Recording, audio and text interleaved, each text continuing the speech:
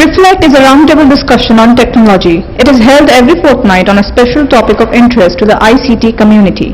E-governance policymakers, experts, practitioners and several service providers gather at Govern Now's office to jam on relevant issues. The highlight of every roundtable discussion are captured in a special issue on the same topic in the magazine's GovNext section a few weeks later.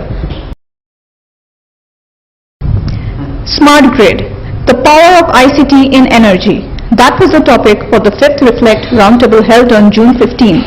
Reflecting on the issues were Mr. Kavinder Singh Kohli, Principal Consultant, IT and Smart Grid, Feedback Infra, Mr. Harsh Sharma, Vice President, BSES Yamuna, Mr. Rajneesh Kumar Srivastav, Associate Project Director, Delhi Transco Limited, Mr. R.K. Jain, Chief Engineer, NHPC, and Mr. Ajay Kumar, Vice President, BSES Rajdhani. The session was moderated by Sameer Sajdev, Senior Editor, Governance Now. Here we capture the highlights through the opening remarks of each expert. Please stay tuned to listen to them or scroll down this page for the video of the full roundtable discussion. Smart grid as a topic and its needs are clear in terms of the power needs of the country, the way we maintain them, starting for the whole life cycle from generation till the consumer. As the power needs are increasing and there is a deficit in the generation and there are issues like losses, theft, security, smart grid is certainly essential to engage all the stakeholders, whether it is consumers, whether it is generators, regulators, whether it is the IT part, whether it is the distribution companies, whether it is the other stakeholders, to engage everybody and ensure that we meet both the sides, right, the political side as well as the commercial side. So that is the main need. And when you say how we are evolving into it, there is a long way to go. And maybe I would be correct in saying that 15 more years to establish a proper smart grid.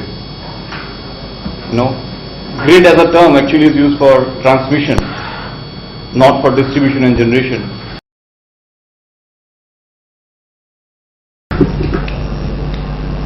And finally, a tendency where he can ignore a stimuli.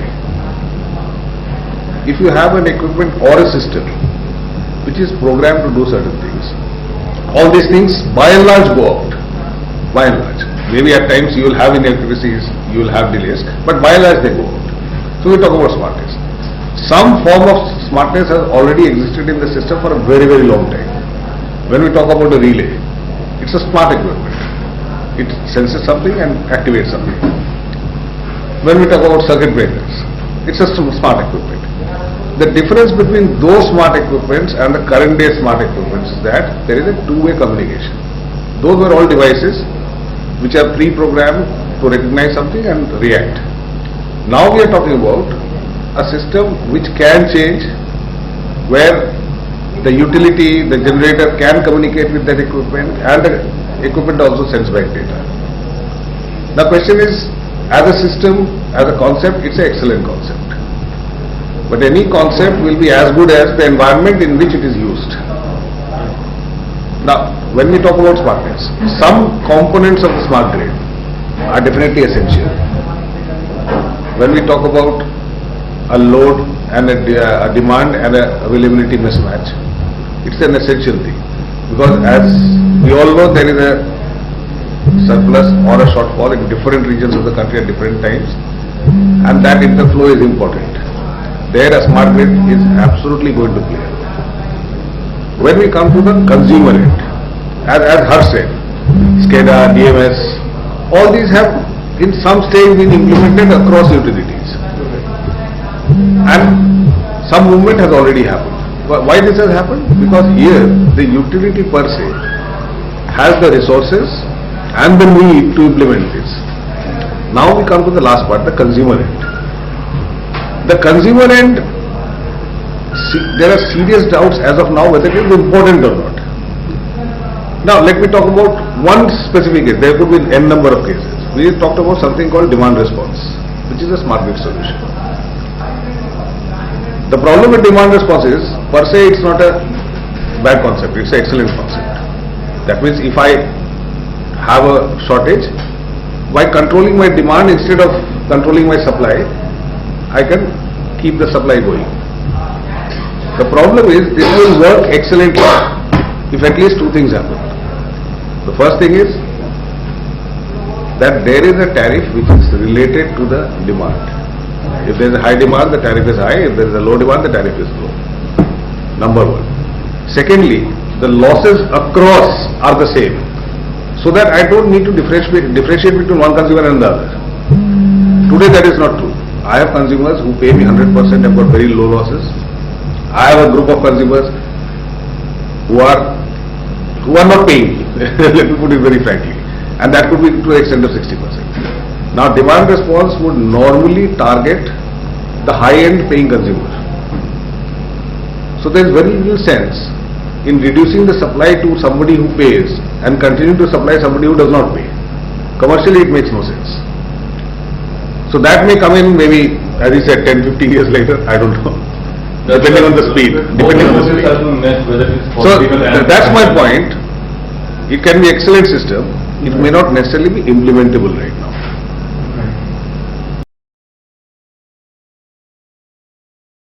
Basically the capacity building, because either it has to be slowly we are taking them to that place, or suddenly we are giving them the latest state of art technology and say you adapt it, and that's the biggest challenge, making the employees or the stakeholders themselves to accept that change in their organization. That is one challenge. As I said, another challenge will be certainly if you are going to induce such a capex in the system. There has been, as Ajay was mentioning, that true-up of the past payments or the tariffs, somebody mentioned, is still is a fun of in this country. Nobody, recently UP Chief Minister said, I will not increase tariff in UP. So that's a politically, it is not the regulator who decides, it is the politicians who decides. Smart grid is basically use of ICT and communication, like IT and communication, right? So IT part, SCADA is there, then automatic metering is there, AMR is there, and then most importantly it is coming up phasor measurement, PMUs, which will be replacing RTUs. So all these are components, various components. Then even demand side management, I'll say, is the part of smart grid, and smart meters which can communicate both ways. So there should be communication also. So this is like PMUs which you talk about, they communicate both ways and they are very fast. And use of like GST satellites, GPS satellites. So global positioning satellites, they bring the system signals to the system, centralized system so fast that like what happened in California, or like recently like in Delhi also such incidents happen at a small scale. Like a fault occurs at some place and it affects the whole of Delhi. Right. Most of the time, if like a transmission grid is there, so the fault occurs at like say Mandola and it is affecting the whole of Delhi. Yeah, so that is because of the failure. That is the main component which we require in India for smart grid, like phasor measurement, so that they can react fast and they can isolation of the defective part and then replace. They call it self-healing kind of thing. So like like equipment self-healing also there. Right? So all these things are there. So we need to like meticulously choose what really we need, what are the technologies available, evaluate them, then find out what is good for us. Go one by one, not at a one go like okay everything we are doing, no, not required. We should go one by one. We should analyze the technologies available in the market. There are technologies, but then what I said, interoperability and standardization. These are the key features which we require. There must be initially some standardization, regulation from the government, and authentication of the system. Once it is placed, then only things can move further. You cannot move without all these things. You can generate whatever thing, there is not authentication of it. there will not be any dearth of the consumer for it. There are people there to pay higher amount of these things if they get the continuous and quality power. There have been things coming like high-tech cities which are being developed in the 2,800 acres, 2,000 flat group societies where people of the high paying capacity are there, and they can pay at much higher tariffs if they get the quality power, and they can support these systems to be in place. You need not to afraid that you will not get money to support this, develop the system. Things have changed now. People are there, commercial industries are there, who can afford the things and support the things. Socio-economic things will always be there in this country. They will not pay, but other will compensate. People are there to compensate this. You can go ahead, need not to afraid that things will not get success. Government also on the way, like he is saying, so many committees are been already developed. I know that in other higher forms also, they are developing other things also. They are aware of the thing. If you want to improve the generation capacity, distributions, networks, money will be required to support it. It